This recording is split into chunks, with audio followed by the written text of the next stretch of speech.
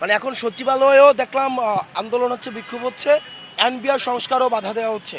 দেখেন, আমরা আপনাদেরকে বলতে চাই, যখন 5ই আগস্টের জুলাই গণঅভ্যুত্থান চলছিল, আপনারা কিন্তু কালো ব্যাজ ধারণ করে শেখ হাসিনাকে সমর্থন জানিয়ে আপনারা হচ্ছেন অফিস করেছেন। আপনারা কিন্তু এখন আপনারা হচ্ছেন হুমকি দেন যে আপনারা হচ্ছেন অফিস চলতে দিবেন না, আপনারা হচ্ছেন অফিস বন্ধ করে রাখবেন।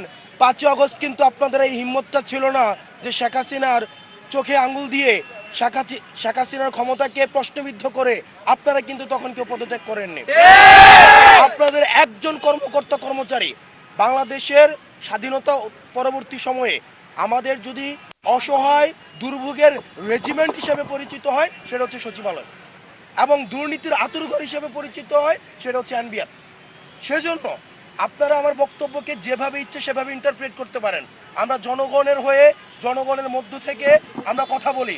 আপনারা 5ই আগস্ট পর্যন্ত আমরা কঠিন ভাষায়, শক্ত ভাষায় বলতে চাই, 5ই আগস্ট পর্যন্ত আমরা দেখেছি যদি হাসিনা না পড়তো, যদি ফ্যাসিবাদ সরকার টিকে যেত, আবার ঠিক কিন্তু আপনারা এই ফ্যাসিবাদী সরকারের পদলেহন করে, এই আওয়ামী লীগ সরকারের পদলেহন করে কিন্তু আপনারা আবার চাকরি করতেন।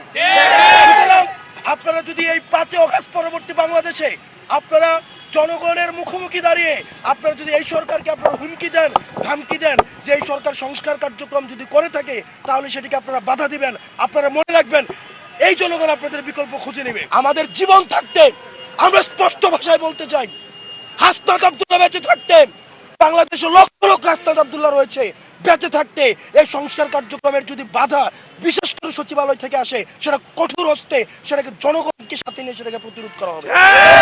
আপনারা এটা ভাববেন না যে আপনাদের বিকল্প নাই, জনগণ বিকল্প খুঁজে নেবে। সুতরাং সরকারকে সহযোগিতা করুন, সংস্কার কার্যক্রমকে সহযোগিতা করুন।